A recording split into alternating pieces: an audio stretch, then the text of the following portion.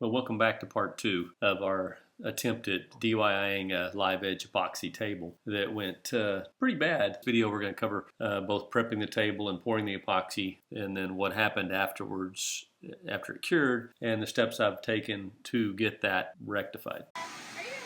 Like I said, this is part 2, but in part 1 we covered actually leveling the slab of wood and building the construction table and mold table for pouring the epoxy, and then prepping everything for the pour. So if you're interested, go back and watch the part 1 video.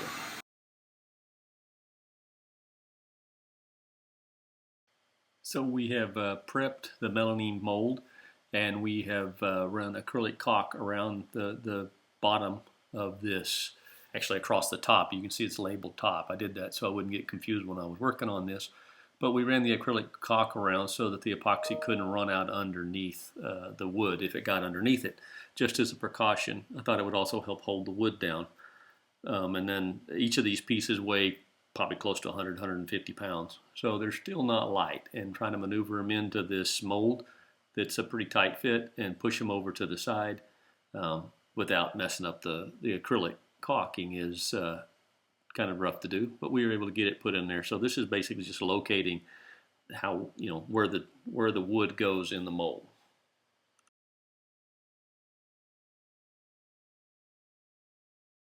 So this piece you can see here, I'm running the caulking around the outside of this piece of wood and then it's going to go in the mold with the straight edge that we cut. That was the center of the slab is now going to become the outside of the table. So anyway, putting this caulking down, like I said, I was hoping this would keep the acrylic from leaking out underneath and causing problems. Didn't really work out that way, but it wasn't the fault of the acrylic.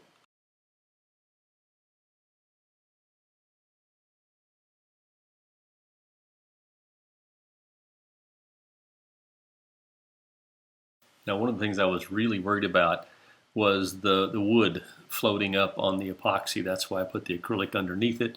And then I wanted to clamp it down everywhere we went just to make sure it couldn't come up. But this is the beginning of the problems. Remember, I didn't screw the melamine down to the 2x4s underneath it, and I'm clamping the wood down to the melamine, the whiteboard, the 3/4 inch whiteboard. I thought 3/4 inch whiteboard, along with the 3-inch walls all the way around screwed down and glued to it, would hold this flat and not allow it to bow, but that didn't happen.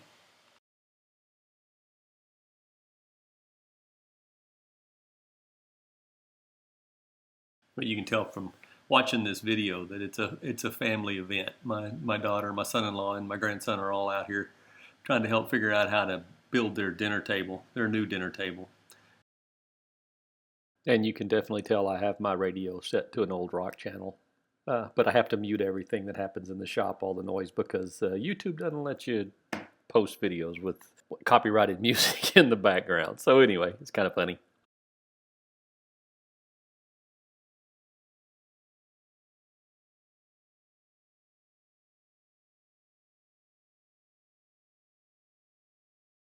So here I am trying to convince my hard-headed daughter, who takes after me, that she needs to put these islands in the center of this epoxy river for her table, and she just can't see it. Yeah, you'll see by the look of disgust on her face here that she just doesn't like the idea, but she was obliging me and listening to me, but it never really happened. She decided she didn't like the look of it, and we took them out and moved on.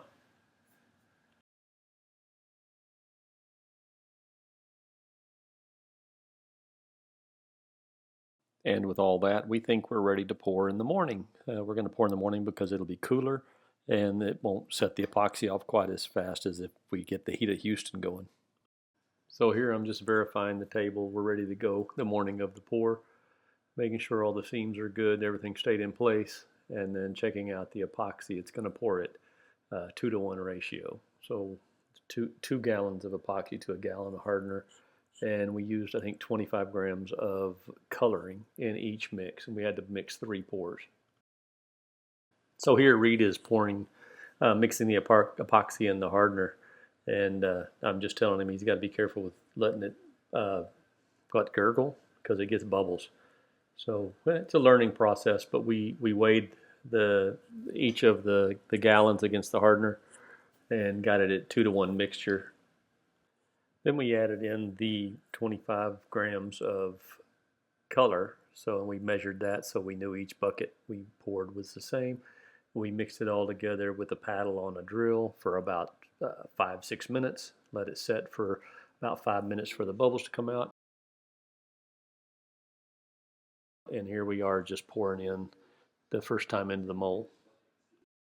And with the first bucket, we were able to get roughly maybe a 1/2 inch depth all across this river. It's coming. Look now, watch out. Here it comes. Don't touch it. Yeah, just go right over the top of that board that's spanning it, Reed. Just go up. You don't have to just step out of the way. Let him come around this side. Can you? There you go. Just let it. Can go all. Yeah. Can you get to the middle? We may only need here. Can you come around? Okay. Whoa. Just let them meet, Is right? that so cool? Oh my gosh. We may not need, I mean, that's why I was thinking we do 2 batches like this, and the last batch will just be the top off. Yeah, come on, overflow it. Just keep going all this in. And then go back. Whoa. That's gonna look so good. Look at that, no leaks. And then how do you get the bubbles out? Well, that's what we're gonna do. We'll run fire. Does he need to that's pour right. some in here again or no? Well, it should flow, but yeah. Okay, Reed, here, I'll go mix, start mixing the next batch. Okay. I'll finish this. We can actually probably leave it just sitting there. For the next batch? Yeah. Come over here. Just let that drain out. Let's watch the bubbles come out. Can you see that? Probably have to get to the end. Can you see them? I don't know if I can tell there's bubbles or not. I can see them disappear. It's cool.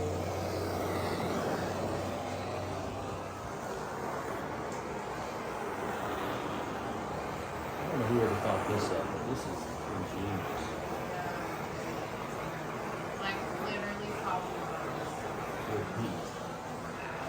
Oh, you can see it good down here because of the sun. Oh yeah, don't know.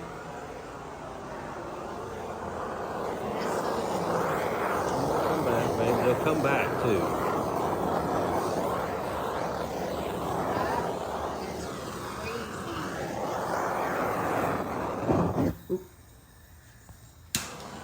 That's the problem with this little thing.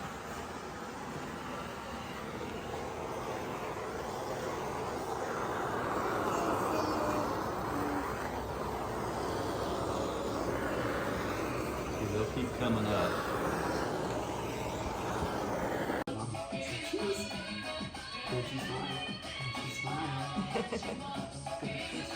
So this is mixing the second pour. We weighed it all out, measured it out just like the first pour. And actually the hardest part is because the color is made out of a liquid, it's very hard to measure and then get it all out of the cup.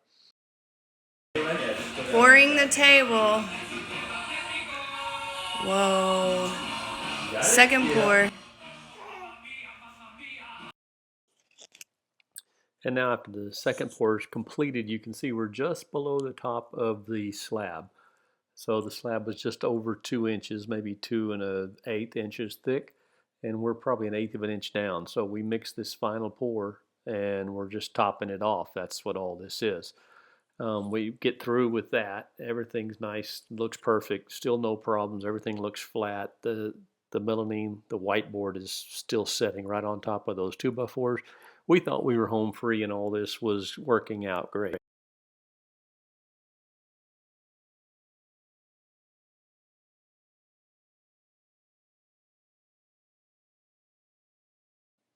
So for all purposes, we're done pouring the table. And my daughter, we had a little bit of epoxy left over on the last pour. My daughter decided to get some of these little pink buckets and pour some steps for the flower bed. Her and Matt, my grandson, mixed in a little bit of shiny rocks in the bottom and then poured those pink buckets about 2 inches thick to make some little steps for her flower bed, because we were basically done. We're just filling up a few places where the epoxy here had sunken away, but again, still no issues.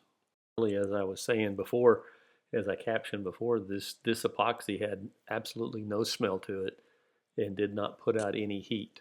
And it stayed this way in my garage. The day it got up to about 70 degrees, it never put out heat. I could walk out and put my hand over it, and it never put out heat. And 10 or 11 o'clock at night when I went to bed, it was still nice and cool, no smell. We ended up covering it with this plastic sheet you see hanging on the wall just to keep dust and bugs out of it. And we kept a fan running on it to keep it going, but it never put out heat. But in the morning when I wake up, you'll see a lot of problems that happened when it finally cured. Now we did have to keep going back and popping air bubbles that would rise up, and this would, as this seeped into the wood and as the air bubbles rose up out of the epoxy, we had to keep going back and popping air bubbles for the next probably 30 minutes or so.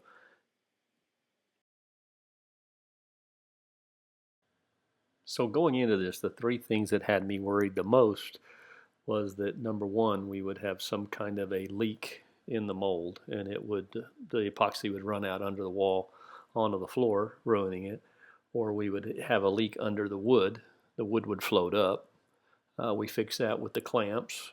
We had a nice solid grip with the wall, so those two things weren't a problem. And then the third thing that bothered me was the idea that we would somehow mix the epoxy wrong and we wouldn't get a good mixture. But all of that worked really well. We had this little bit left over that my daughter did in these buckets. Everything cured out perfectly, and it cured out hard. So I don't see any issues with how we mixed it. We didn't have anything leak out underneath, but I'll show you what does happen.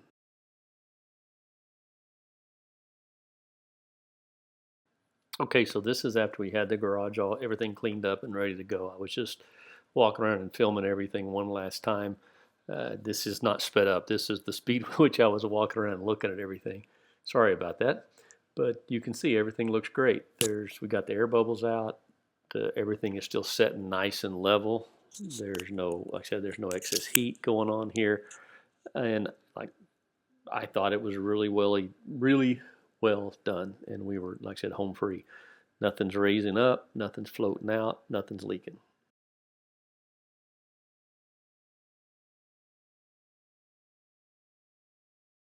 And with all that being said, we covered it all up, feeling pretty good about ourselves, and called it a day, called it a night. Just let it sit there with the fan blowing on it, covered in plastic like this. And the last thing I want to point out are the seams along these 2x4s in the white MDF board. It's still straight and flush and everything's level. So this is how I left it that evening. Well, the next morning unveiling of the table poses some problems that I've never seen before. It looks good, there's not many bubbles, but it's not flat. It bowed up on the table. I've got the wood. Bolted to hold it so it wouldn't float, but it actually bowed the melanin table. If you look at this down this side, you see it bowed this almost a full inch. It bowed this whole melamine. So that's going to be a problem to try to fix. This side's okay. Not okay. It's got problems. It bowed it all up, and it bowed it over here. This side right here, about a ½ inch. So wow.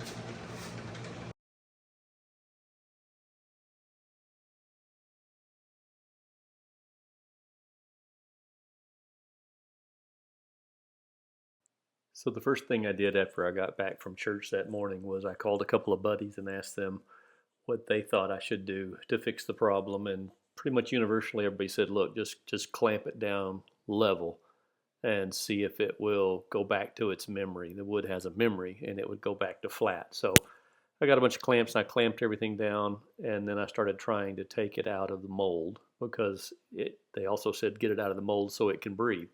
So I'm going to get it out of the mold, and I'm going to keep it all clamped down and try to keep it to where it goes back to being flat.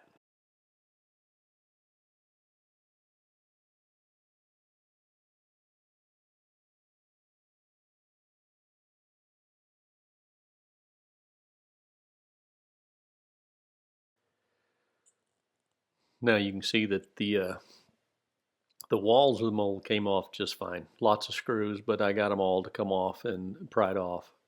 The melamine underneath was a real problem because everywhere the epoxy, like the river of the epoxy was, it stuck to the melamine. The melamine did not separate, which was something that pretty much universally everybody said, no, it won't stick to melamine. But I'll tell you, epoxy sticks to melamine, so don't buy that. So on the very ends where the epoxy was and on the bottom right down the river, it stuck really bad to the melamine, and I had to basically bust it off.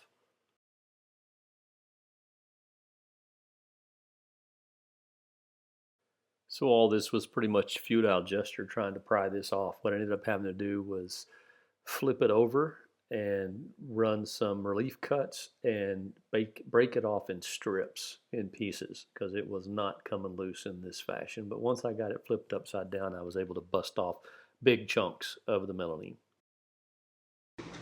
Well, okay, I got it out of the mold. That wasn't easy to do.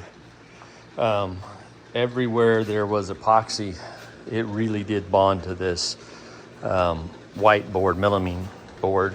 I mean, it came off here on the corner fine, but here right down the river, it stuck. So I just made some relief cuts, and it came off the wood just fine, as you can see here, but it won't come off of this. Also notice that the epoxy, can you see that big old crack right there? I don't know if you can see it or not, but there's a big crack in the epoxy right there. That was the first pour, about 1.5 inches deep, which the first pour was about that deep. So it must have done that when it bowed up. It also has a little real fine crack right here where it bowed the other way. It cupped like a leaf all the way around. So, but I got it bolted back down in there and trying to keep it as, back to flat and square as I can with all these clamps from the neighbor. Good thing he had a bunch of them. But you can see where the epoxy, this is where it leaked out. When it bowed up, that last pour ran out and ran here and ran here.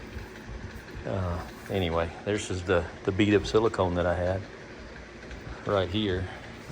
Anyway, it made a mess. I'm getting there. I'll get there. I'll get this off. I'm going to have to grind all this off. This is kind of a soft, pliable. I don't know what happened to this. This has got to be the final pour that snuck in here after it raised up and it came in here. And it's weird. Really strange what happened.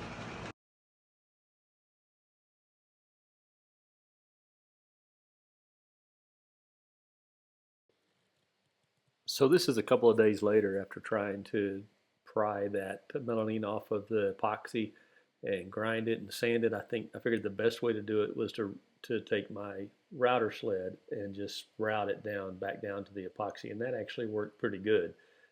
I could move the clamps around and adjust, where I could route while keeping pressure on the wood to keep it semi-flat. And actually, I think this worked out pretty well.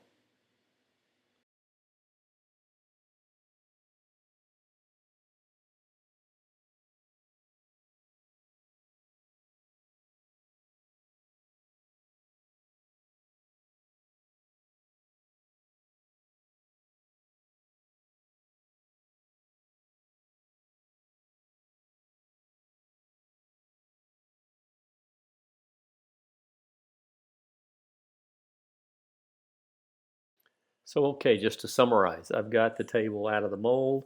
I've got it back to fairly flat. It's within about a 1/4 inch or corner to corner.